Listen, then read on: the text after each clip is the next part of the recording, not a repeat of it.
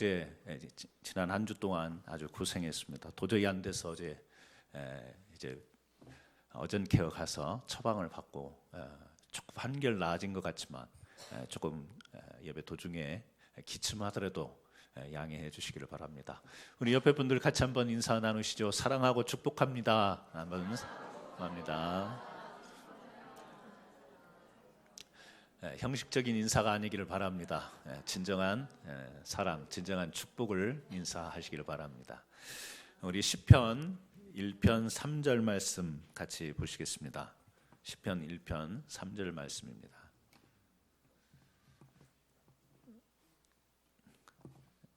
같이 함께 합독하도록 하겠습니다.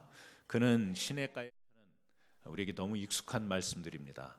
암송하시는 분도 계시고 첫 한 낱말만 들어도 이게 무슨 말씀인지를 우리가 아는 아주 익숙한 말씀이에요. 우리가 묵상이 있는 사람 세 번째 시간입니다. 우리 첫 번째 시간에는요, 말씀 묵상을 통하여 우리 삶의 기준에 대해서 말씀을 나눴습니다. 그리고 지난주에는 말씀 묵상을 통하여 무엇에 대해서 나눴죠? 즐거움에 대해서 말씀을 나눴습니다. 오늘 세 번째는요, 형통에 관해서 여러분과 함께 말씀을 나누려고 해요. 오늘 이 3절 말씀, 그는 시냇가에 심은 나무가 철을 따라 열매를 맺으며 그 잎사귀가 마르지 않는 양 같으니 그가 하는 모든 일들이 다 형통하리로다. 이 한 구절 속에 우리는 뭐가 보이냐면요, 첫 번째는 공간이 보입니다. 공간. 시냇가에 심은 나무, 시냇가 옆에 있는 나무, 이 공간적인 것을 우리는 들여다볼 수가 있고요. 또 하나는 시간을 볼 수 있습니다. 철을 따라 열매를 맺으며 철을 따라 시간이 보이고요. 그 공간과 시간 속에서 맺혀지는 삶의 내용이 있는데 그것이 뭐냐면 형통이다. 그러니까 나무를 비유해서 우리의 인생을 이 시편 기자는 이야기하고 있지 않습니까? 우리 인생이라고 하는 것, 인생의 역사라고 하는 것은 시간 그리고 공간, 그리고 그 시간과 공간 안에서 이루어지는 내용에 의해서 우리 사람들의 인생 또 역사 이렇게 이야기할 수 있는 것이죠. 어떻게 보면 시편 1편 3절 말씀은 우리 복 있는 사람, 하나님께서 의인으로 여기는 사람, 하나님의 말씀을 가까이하여 묵상하여 하나님과 함께 가는 사람의 어떤 신앙의 역사, 이것을 굉장히 압축해서 이야기하고 있는 것이 아닌가 이렇게 생각이 되어집니다. 요한복음 4장에 보게 되면 여러분 성경을 가지고 계신 분들은 요한복음 4장으로 좀 옮겨가시면 좋겠습니다. 요한복음 4장에 보게 되면 예수님께서 사마리아 지역을 지나가십니다. 이 사마리아 지역을 가다가 수가성 여인을 한 우물가에서 만나지요. 이 사마리아 지역은 이스라엘 백성들이 지나가지 않는 곳입니다. 이스라엘의 혈통과 다른 민족의 피가 섞였다 해서 그들을 정통으로 받아들이지 않고 순수 이스라엘 백성으로 삼지 않기 때문에 유대인들은 그 지역조차도 다가가지 않고 길을 가더라도 그 지역을 통과하지 않습니다. 그런데 예수님께서 그 지역을 가다가 수가성 여인을 만나죠. 우리가 잘 아는 내용입니다. 이 결혼을 여러 차례 실패를 했기 때문에 인생의 목마름을 가지고 있던 여인이었어요. 이 여인과의 만남을 통해서 내가 주는 영원히 목마르지 않는 물을 마시라는 메시지를 주면서 그 뒤에 이어지는 그 대화가 또 하나가 있습니다.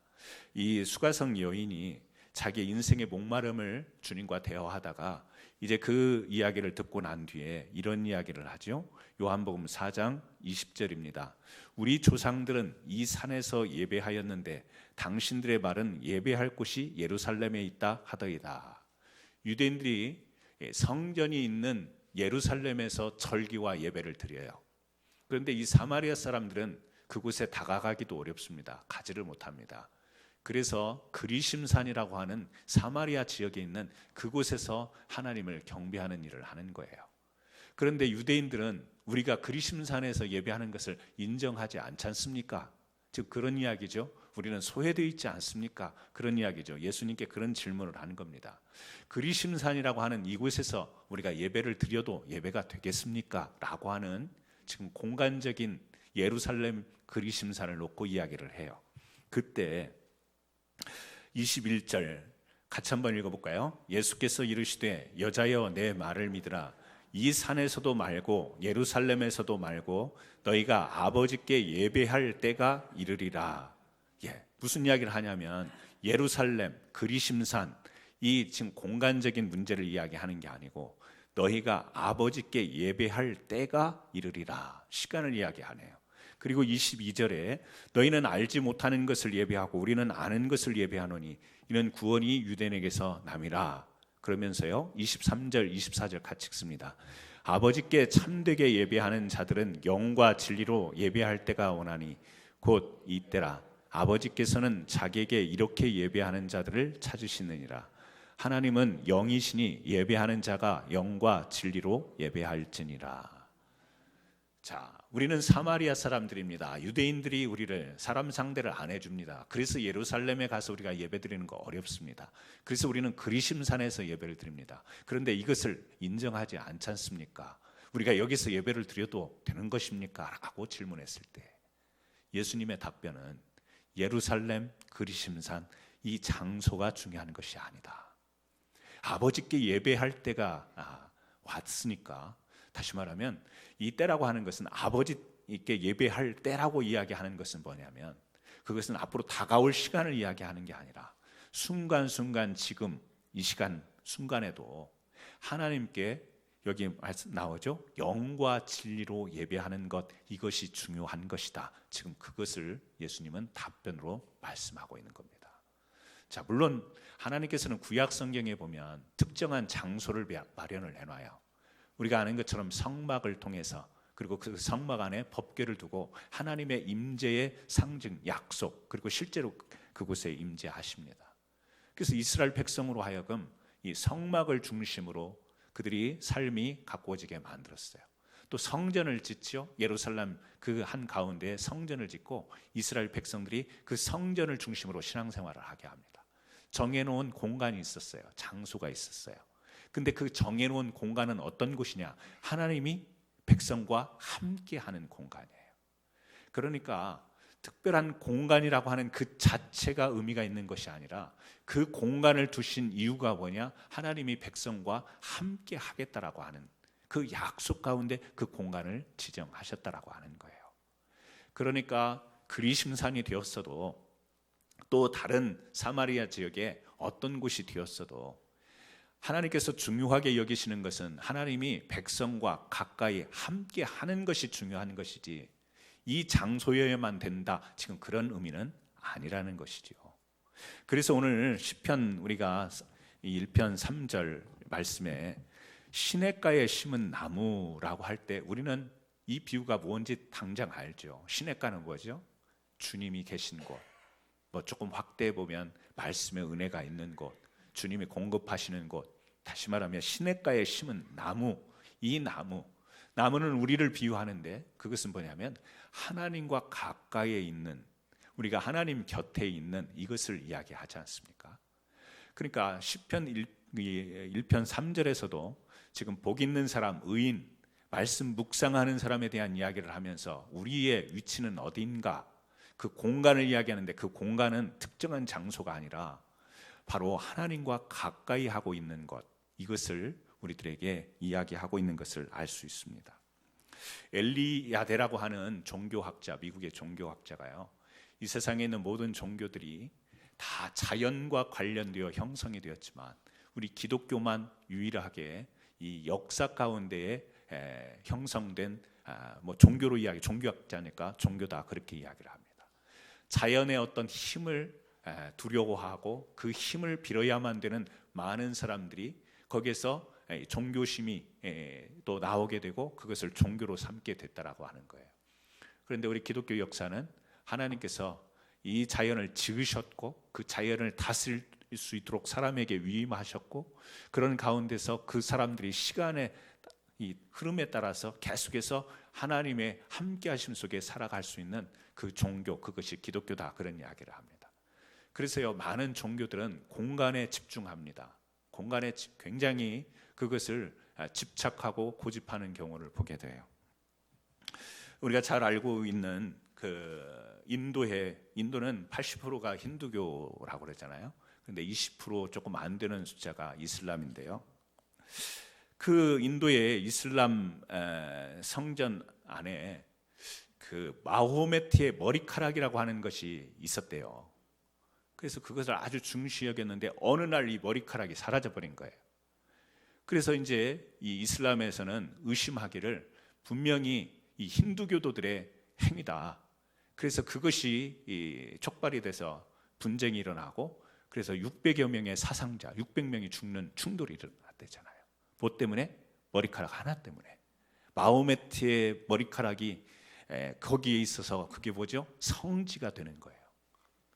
성지인데 이것을 건드린 거 용납할 수 없다. 그래서 거기서 충돌이 일어나고 전쟁이 일어나고, 뭐 작년에도 인도의 한 지역, 지금 거기에 이슬람 사원과 또 이슬람이 1500년도에 이제 인도에 공격해 오면서 거기에다가 사원을 세웠는데, 그 이전에 힌두교 사원이었는데 여기에다가 모스크를 만들었는데 이것을 또 힌두교도들이 다 부셔버리고, 그래서 분쟁이 있어서요.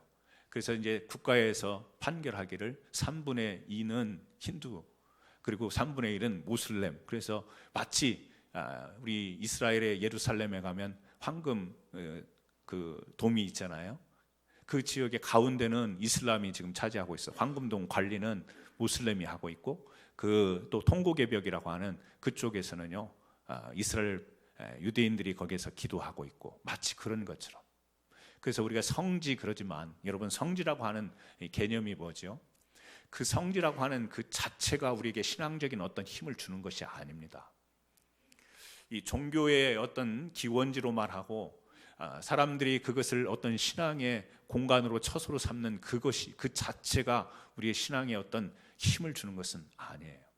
그런데 그것을 마치 우리의 신앙의 전부인 양 그 공간 안에 갇혀 있고, 그 공간 안에 제한되어 있는 많은 수많은 종교인들과 또 우리 기독교인들 중에도 그런 것을 그렇게 중시하는 그런 사람들이 있을지는 모르겠습니다. 그래요. 구약에도 보면 하나님이 정하신 영역은 분명히 있었어요. 하지만 그 정하신 영역들을 보면 다 무엇이냐면, 하나님이 백성과 약속하고 너희가 나에게로 다가오고 내가 너희와 함께 하겠다라고 하는 하나님과 함께함의 의미가 그 공간 안에 담겨 있었던 거예요. 그래서 불교에서 어떤 유명한 스님들이 돌아가시면 불교에서는 화장을 하잖아요. 그래서 이 화장하고 나면 사리가 발견이 되면, 그 사리가 발견된 그 스님이 그 머물렀던, 아니면 그 사리가 나왔던 그 장소에 다시 절을 짓고, 이런 경우가 많다고 그래요. 근데 한번 우리나라의 효봉 스님이라고 하는 분이 이렇게 화장을 했는데 굉장히 많은 사리가 발견이 돼 갖고, 그 세브란스의 한 교수님이 그 반박하는 글을 썼잖아요. 우리 사람에게 담석증이 많으면 화장하면 그런 게 많이 나온다고. 그리고 특이한 어떤 구조를 가진 사람이 그 불교에서 말하는 우리 체질상 어떤 이 안에서 발생하는 그런 것들이 있기 때문에 어떤 사람에게는 살이라고 말하는 그런 똑같은 성분의 것들이 많이 된다 그래갖고 세브란스 교수님이 또 그걸 또 신문에다 발표했잖아요. 한쪽에서는 기적이라고 이야기하는데 한쪽에서는 그 담석증이야 막 이러고 이야기했었죠. 그럼 막 굉장히 그런 것들을요 중요시 여기죠. 여러분, 우리도 그런 착각에 빠질 수가 있습니다. 우리가 무슨 성지 순례를 하는데 그 순례를 해야만 거기에서 어떤 신앙의 힘이 주어지는 게 아니라고. 이슬람은 꼭 평생에 한 번 자기네들의 맥량에서 성지 순례를 해야 되는 것, 구원받는 데 있어서 필수 조건으로 그렇게 이야기를 하지 않습니까? 그 장소, 그 공간, 그것에 절대적인 의미를 부여하는 것을 볼 수 있습니다. 그러나 오늘 우리가 하나님의 말씀을 보게 되면 그렇지 않다라는 것을 볼 수 있어요. 그래서 여기서 말하는 공간이라고 하는 것이 우리에게 형통을 주는 것인가? 그렇지 않다. 우리 사람들은 이렇게 살아가면서 공간이 주는 편안함, 공간이 주는 혜택, 이런 것들이 있습니다. 우리가 한국이라고 하는 공간에서 미국이라는 공간으로 날아왔습니다. 더 나은 삶을 위해서 우리는 옮겨왔죠. 지금 살고 있는 것보다 더 나은 공간을 우리는 원하면서 희망을 삼고 그렇게 살아가는지 모르겠습니다. 공간이 주는, 우리 사람들에게 주는 영향은 작지는 않은 거예요. 그래서 우리가 그렇게 생각하는 가운데 하나님의 말씀, 특별히 우리가 어떨 때 형통한가, 우리가 어떤 공간 안에 있을 때, 특별한 그런 공간에 있을 때 우리는 형통하게 되어지는가, 마치 성지라고 여기는 그곳에 가면 우리의 삶의 문제들이 풀리고 형통케 되어지는 은혜가 주어지는가, 어떤 특정한 어떤 그런 곳에 가면 마치 우리 한국에서 토테미즘이나 샤머니즘이나 어디 대상에다가 빌고 그것을 신성시하고 그렇게 여기면 우리에게 복이 오고 형통한 것이 주어지는가. 성경은 절대 그렇지 않음을 우리들에게 반증하고 있습니다. 성경이 말하는 형통은 무엇인가? 그런 공간, 오늘 또 이 시냇가에 심은 나무 공간을 이야기하는 것 같지만 결국에는 하나님과 가까이 있는 것, 이것이 형통임을 우리들에게 설명하고 있어요. 그래서 이 시편 1편 3절과 아주 유사한 그런 연결되어지는 성경의 한 인물을 볼 수 있는데요, 창세기에 등장하는 요셉입니다. 창세기 49장 22절에 보면 이렇게 요셉을 설명하고 있어요. 요셉은 무성한 가지, 곧 샘 곁에 무성한 가지라. 마치 이 시편 1편 3편을 연상하게끔 이 요셉을 그렇게 소개합니다. 무성한 가지, 샘 곁에 무성한 가지라. 그 가지가 담을 넘었도다. 요셉이 형통한 자임을 계속해서 중복적으로 이야기를 합니다. 그래서 이 창세기 39장에 보면 요셉이 형통한 사람이었다라고 하는 것이요, 2번 반복되어서 이야기가 나와요. 제가 읽어드릴게요. 창세기 39장 2절 3절입니다. 요셉이 이끌려 애굽에 내려가매 바로의 신하 친위대장 애굽사람 보디발이 그를 그리로 데려간 이스마엘 사람의 손에서 요셉을 산이라. 여호와께서 요셉과 함께 하심으로 그가 형통한 자가 되어 그의 주인 애굽 사람의 집에 있으니 그의 주인이 여호와께서 그와 함께 하심을 보며 또 여호와께서 그의 범사에 형통하게 하심을 보았더라. 지금 요셉이 형통했다 이런 이야기를 하는데요, 그 형통했다라는 배경을 보니까 자기가 요셉이 형제들에 의해서 노예로 팔려갔잖아요. 팔려가서 애굽의 보디발 집에 또 노예로 들어가게 되잖아요. 그것을 지금 이야기를 하면서 여호와께서 요셉과 함께 하심으로 그가 형통한 자가 되었다. 아니, 형제들한테 팔려서 다른 나라의 노예로 팔려가는데 그것을 어떻게 우리는 형통이라는 이야기를 붙일 수 있냐라는 거예요. 그런데 성경은 그렇게 이야기해요. 팔려갔지만, 노예로 팔려갔지만 여호와께서 요셉과 함께 하심으로 그가 형통했다 이야기입니다. 자, 관점이 뭐죠? 노예로 팔려간 것이 형통하냐 아니냐가 문제가 아니고 어디로 갔든지 간에 여호와께서 요셉과 함께 했느냐, 이게 형통의 이유라는 거예요. 그리고 39장 21절 22절에 보니까요, 이제 보디발의 아내가 요셉을 유혹하잖아요. 요셉이 뿌리칩니다. 그랬더니 이 보디발의 아내가 감옥에 보내잖아요, 요셉을요. 즉 그 내용이에요. 39장 21절에서 23절입니다. 요셉이 옥에 갇혔으나 여호와께서 요셉과 함께 하시고 그에게 인자를 더하사 간수장에게 은혜를 받게 하시며 간수장이 옥중 죄수를 다 요셉의 손에 맡김으로 그 재반 사물을 요셉이 처리하고 간수장은 그의 손에 맡긴 것을 무엇이든지 살펴보지 아니하였으니 이는 여호와께서 요셉과 함께 하심이라. 여호와께서 그를 범사에 형통케 하셨더라. 이제 장소가 어디입니까? 공간이 어디입니까? 감옥이에요. 감옥에 죄수로 갇혔어요. 그런데 그곳에서도 어떤 단어가 보이죠? 형통. 어떻게 해요? 여호와께서 요셉과 함께 하심으로, 여호와께서 요셉과 함께 하심으로 인자를 더하셔서 여호와께서 그를 범사에 형통케 하셨다라고 이야기를 합니다. 자, 우리는 간단하게 한 인물을 찾아서 말씀을 봤습니다. 이렇게 시편 1편 3절을 보면서 우리가 의인으로서 형통케 되는 복, 그것은 어느 특정한 장소에 있어서 우리가 복을 받는 것이 아니다. 다른 종교처럼 어떤 것을 신격화하고 성스럽게 여기면서 그곳에 가야만 우리가 어떤 복을 받는 것이 아니라, 바로 여호와 하나님께서 우리가 어디를 가든지 하나님과 함께 가는 것이 우리에게 형통한 복이다라고 이야기를 하는 것이죠. 아울러서 우리가 반문할 수 있는 것은, 어떻게 노예로 팔려간 것이 형통입니까? 어떻게 감옥에 갇혀 있는데 그것을 여호와께서 함께 하신다고 복이라고 할 수 있겠습니까? 그래서 우리는 형통의 의미를 성경에서 다르게 받아들여야 된다는 것을 또 한번 생각하게 되죠. 우리는 형통 그러면 만사 형통을 생각합니다. 만사 형통 뭐죠? 내가 생각한 대로 잘 되어지는 거예요. 문제가 없는 거예요. 가로막힘이 없는 것을 우리는 형통이라고 생각을 해요. 그런데 성경에서 말하는 형통은 우리가 이렇게 성경을 통해서 보게 될 때 깨닫게 되죠. 형통이라고 하는 것은 아무 문제도 없고 모든 것이 잘 풀리는 것이 아니라 어떤 상황과 어려움과 곤란 가운데서도 하나님이 함께 하심으로 하나님께서 그 가운데서 그 의미를 두고 그 의미 가운데에서 또 희망을 갖고 희망 가운데서 하나님의 섭리를 따라가는 것이 바로 형통이구나. 이것을 우리가 깨달을 수 있는 것이죠. 여러분, 세상에는 법칙이라는 게 있습니다. 자연 법칙이라는 게 있어요. 누구든지 그 법칙에서 예외되는 경우는 없습니다. 모든 사람, 짐승, 다 이런 생물들이요, 다 자연 법칙에 움직이게 되어 있습니다. 그 자연 법칙과 더불어서 우리 사람이나 동물들에게는요, 또 우리 생리적인 법칙이 있습니다. 그래서 피가 돌고 심장이 뛰고 위장이 움직이고 뇌가 작동하는 생리적인 법칙, 누구나 다 그 법칙 아래서 살아가요. 하지만 우리 사람들은 이 동물과 조금 다른 것이 있는데, 그것이 뭐냐면 조금 더 높은 차원인데 정신적인 질서입니다. 이것은 법칙이라고 이야기를 하지 않죠. 우리 사람이 도덕, 윤리, 문화, 학문, 예술 이런 것들을 가지고 살아갑니다. 우리 사람들의 정신세계에서 근원이 되어 만들어지는 것들이에요. 그리고 또 동물에게 없는 또 한 가지가 있는데, 그게 뭐냐면 시간 개념이라고 하는 거예요.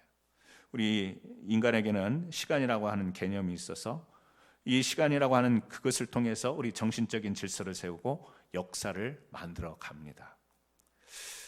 정신은 법칙이 아니라 질서이기 때문에 변할 수 있고 바뀔 수 있습니다.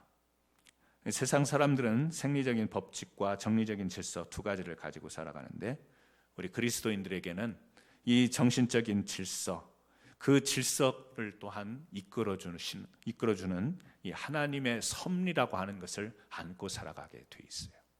그러니까 법칙이라고 하는 것, 그 자체도 하나님이 주셨지만 그것에 예외 없이 똑같이 동일하게 적용받으면서 살아갑니다.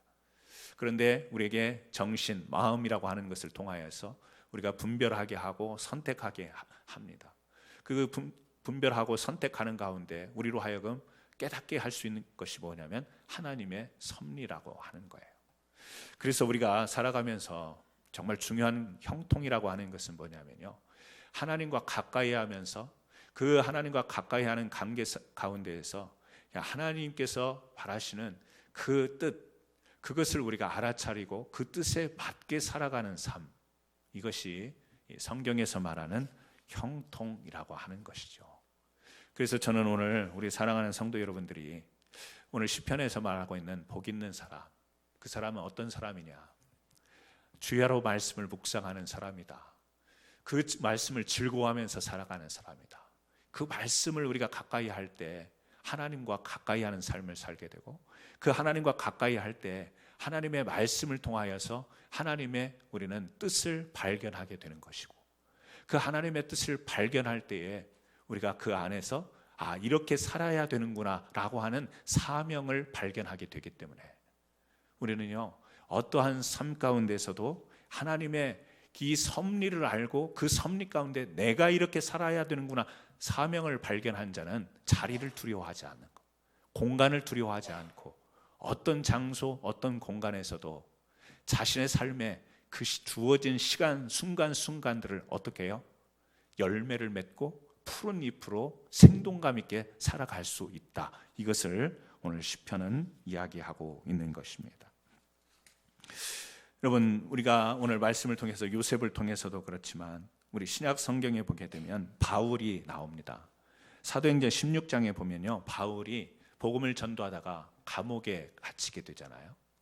감옥에 갇히지만 이 하나님 앞에 찬송합니다. 그리고 거기에서도 하나님께 감사로 기도를 올립니다.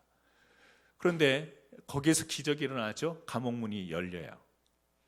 복음을 증거하다가 그 이유만으로도 감옥에 갇혀서 복음 전하는 일에 제한을 받게 된 이 바울이 이 감옥문이 열려서 이제 나가게 됐다면, 여러분 그 상황 같으면 우리가 어떻게 하는 것이 맞겠어요? 저는 얼른 뛰어서 도망가는 것이 정답이라고 생각을 합니다. 왜요? 거기에서 옥문이 열렸는데도 어정쩡한 행동을 보이다가 다시 붙잡힐 수 있으니까.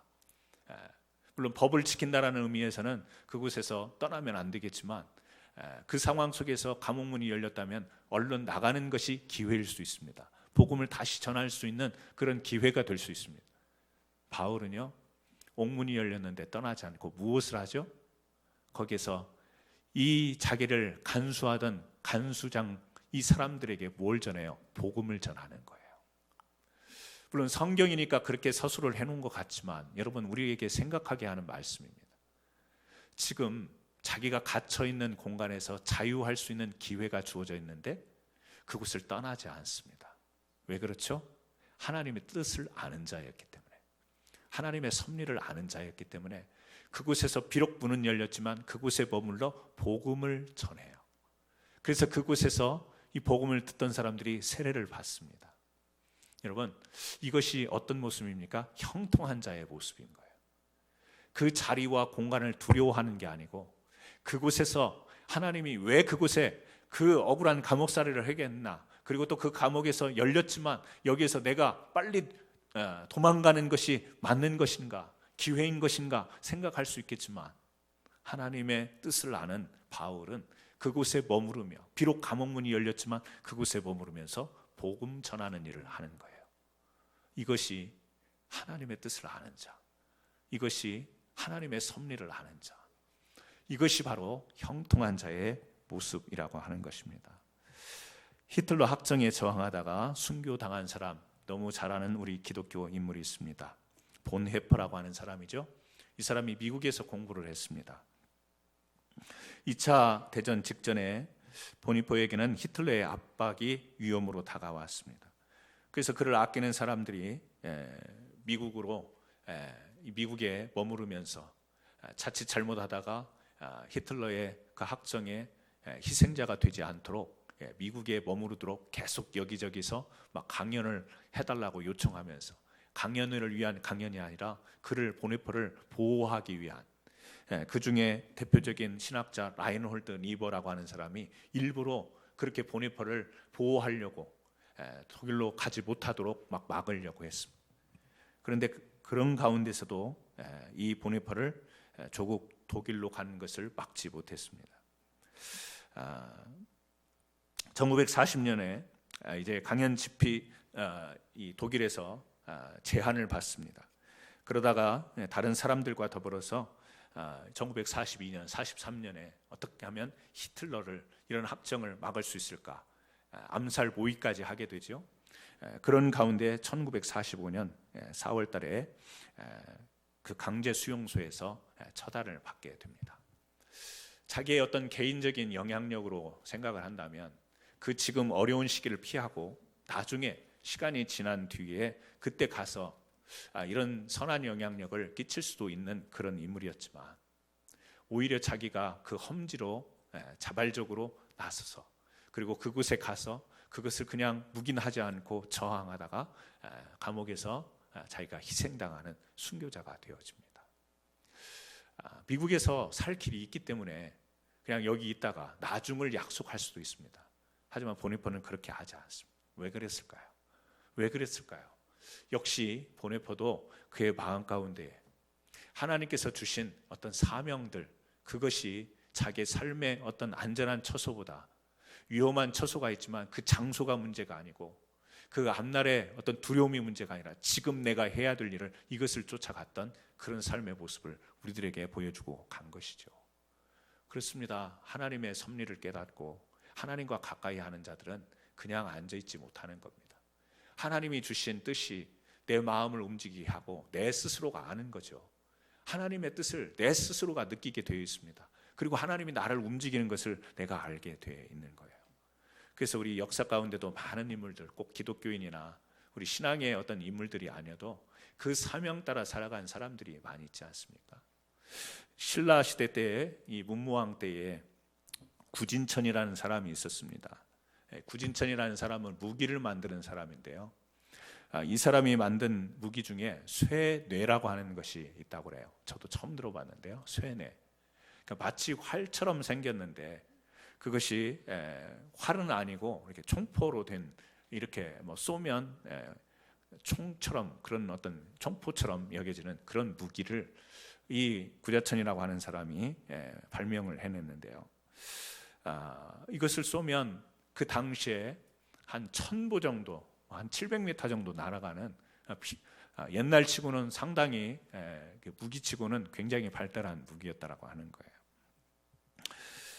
구린천이 살았던 신라시대 당나라와 연합해서 고구려, 백제를 물리치고, 이제 이 연합으로 그렇게 당나라와 함께 고구려, 백제 물리쳤는데, 이 당나라 고종 황제가 이 구자천이라고 하는 사람을 욕심을 냈다라는 거예요.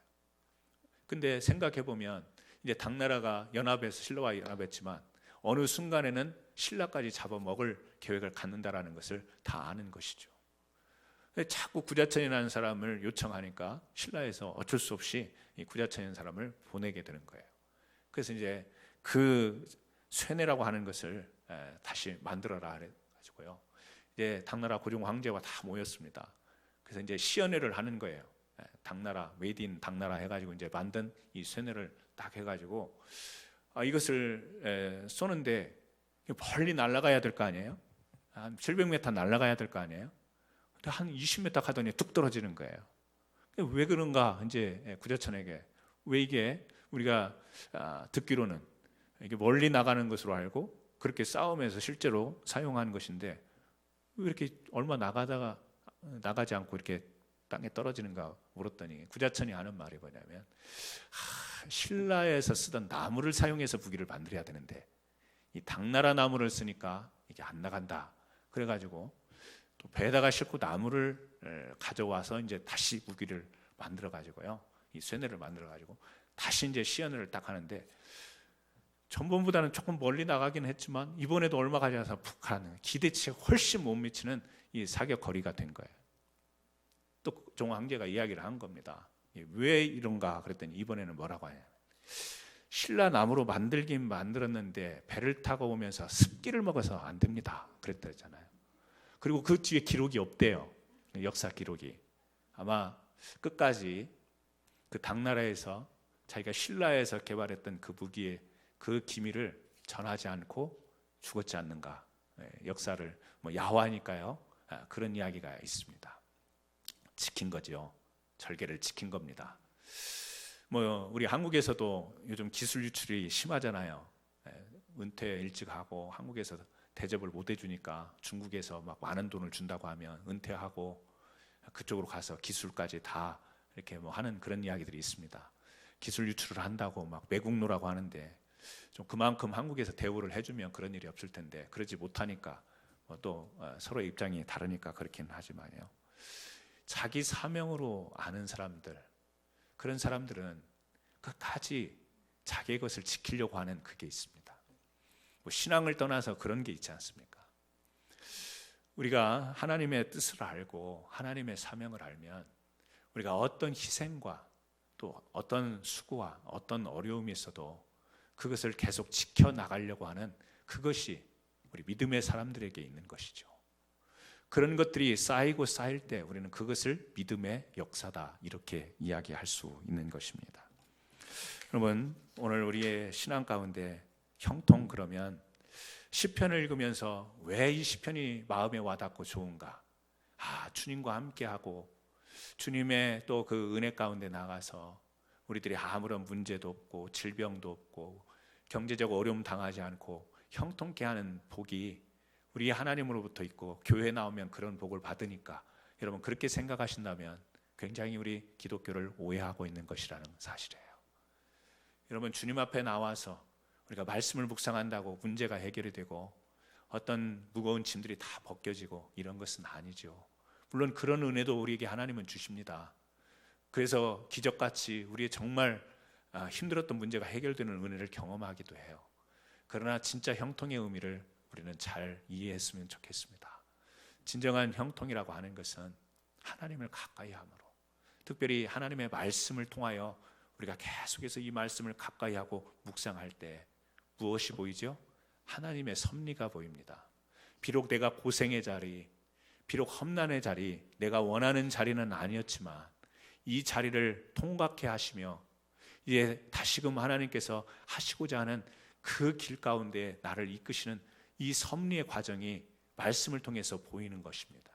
그리고 비록 고난의 자리지만 여기에서 자포자기하지 않고 두 손 놔버리지 않고 나중에 때만 기다리는 것이 아니라 지금 주어진 일들을 하나님의 그 은총 가운데 내가 성실하게 감당해야지, 그러면서 자리를 구별하지 않고 공간을 구별하지 않는 게 아니라, 이 공간을 구별하면서 따지는 게 아니라 내게 주어진 자리에서 묵묵히 오늘 또 하나님의 그 섭리와 은총을 바라면서 나가는 이 삶 자체가 여러분 형통한 삶이고, 그렇게 살아가는 자가 형통한 자인 것을 주의 이름으로 믿으시기를 부탁을 드립니다. 말씀을 마치려고 합니다. 김영석 교수가 왜 우리에게 기독교가 필요한가, 이 책에서요 간단하게 이야기하는 부분이 제 머릿속에 남았습니다. 우리 기독교가 왜 필요한가, 그러면서 여러 가지를 이야기했지만 한 가지 이야기를 합니다. 자기가 아는 분 중에 우리나라의 법관이었는데요, 그 사람의 오판을 인해서 한 사람이 사형을 당했대요. 재판을 잘못한 거죠. 사실은 사형받을 사람이 아닌데 사형 언도를 받고 사형에 처해진 사람인 것이죠. 이것으로 인하여 이 사람이 이제 재판관의 옷을 벗고 불교로 기획해서 승려가 됐다라고 하는 그 이야기를 합니다. 그 승려가 되어서도 여전히 그는 그 양심에서 자유치 못한 모습을 봤다라고 하는 이야기를 이 김영석 교수가 이야기를 하더라고요. 그러면서 하는 이야기가, 그 사람이 기독교로 돌아왔다면, 우리 하나님을 만났더라면 그 장흑이 양심에 걸리는 문제를 회개를 통하여 진정한 자유로 회복이 되었을 텐데, 승려로 감으로 인하여 여전히 그 양심에서, 물론 자기의 삶의 자리는 옮겼지만 거기서 양심의 자유를 벗어나지 못하는 그런 모습을 보면서, 기독교라고 하는 것은 바로 이 양심 가운데 고통받고 있는 자들에게 참된 자유와 진리를 전해주는 것이 되어야 되지 않는가. 오늘도 수없이 많은 사람들이 이 양심의 문제로 인하여 고통받고 있을 텐데, 다시 말하면 죄의 문제에 대하여 해결받지 못하고 살고 있을 텐데, 이 문제에 대하여 우리 기독교는 그들에게 답을 줘야 되지 않는가, 그런 이야기를 했다라는. 또 하나는요, 1차 세계대전이 일어난 뒤에 일본의 노 철학자가 프랑스의 사상자요 철학자인 베르그송을 찾아가서 대화를 나눴는데, 이 일본의 철학자가 베르그송에게 그런 이야기를 했다라는 것이죠. 인류에게 과연 희망이 있겠는가? 베르그송의 대답은, 지금까지는 그렇게 믿어왔다. 인류가 인류에게 희망을 줄 수 있다고 생각을 했다. 그런데 이 무지무지한 전쟁을 치르고 나서 보니까 인류가 인류에게 희망을 준다라는 것은 거의 불가능한 것처럼 보인다. 베르그송은요, 무신론자였어요. 그런데 그때 그 전쟁, 큰 전쟁을 치르고 나서 이 철학자 간의 대화를 통해서, 그래서 인류가 아닌 어떤 절대적인 힘에 이끌려 갈 때만 인류에게 다시 희망이 오지 않겠는가. 베르그송이 이제 죽고 난 뒤에요, 2년 뒤에 일본 아사히 신문에서 베르그송이라는 사람을 소개를 했다고 해요. 죽기 전에 2년 전부터 그리스도인으로 돌아섰고 그가 하나님을 믿었다라는 것, 그러나 주위에는 알리지 않기를 바랐다라는 것, 사망 후에 2년이 지나서야 일본 아사히 신문을 통해서 베르그송이 믿음으로 하나님 앞에 돌아왔다라는 그런 내용을 발표했다라는 거예요. 그래서 이 김영석 교수가 그 이야기를 하는 거예요. 자, 기독교 무엇인가? 인류에게 희망을 줄 수 있는 종교여야 된다. 두 가지를 이야기하다. 하나는 양심의 자유를 줄 수 있는, 또 하나는 인간에게 희망을 줄 수 있어야 되는 것이 기독교가 아니겠는가, 이런 이야기를 해요. 여러분, 어찌 보면 우리 모두가 다 형통을 찾아 갈증을 느끼며 갈급해하는지도 모르겠습니다. 우리 믿는 사람들에게 흔히 인사 나눌 때 하는 이야기가 형통하십시오. 형통하기를 바랍니다. 저도 목사님들과 이렇게 이메일을 주고받으면 항상 끝에 인사가 형통하십시오. 뭐 이런 문장이 제일 매끄럽고 그냥 무난한 인사가 되어서 습관처럼 사용하는 단어가 형통이에요. 근데 그 형통이라는 말의 의미가 아무 문제도 없이 특별한 고난받지 않고 모든 계획하는 일들이 잘 되기를 바랍니다. 우리의 생각 속에 이게 더 큰 어떤 의미로 남아 있습니다. 하지만 우리가 오늘 말씀을 통해서 한 번 더 들여다보니까 형통이라고 하는 것은 하나님과 가까이 할 때, 그리고 그 하나님과 가까이 하면서 하나님의 뜻과 섭리가 우리 인생 가운데 이렇게 펼쳐지는 것인데, 묵묵히 그 하나님의 섭리를 인정하고 하나님의 뜻을 인정해서 다 사람들이 볼 때는, 세상에서 볼 때는 저 사람 불행해, 저 사람 안타까워 이렇게 바라보지만, 또 객관적인 사실이 그런 가운데 놓여 있지만 너무 거기에 연연하지 않고 이것을 통하여 하나님, 혹시라도 우리 죄의 문제에 얽매인 내 인생, 형통을 앞세우면서 계속된 죄악에서 양심의 거리낌과 양심의 질책을 받으면서 그 겉보기에 좋은 그 형통을 찾아 나서는 형통이 아니라, 오늘도 우리의 죄악의 모든 것들을 주님 앞에 내려놓고, 주님, 나는 죄인입니다. 나는 연약합니다. 하지만 주님의 은총이 있기에 내가 다시 한번 얼굴 들 수 없는 이 죄인이지만 주님이 우리에게 부여하신 그 의인의 힘을 입고 다시 한번 뜻있는 의미 있는 삶을 살아가겠습니다.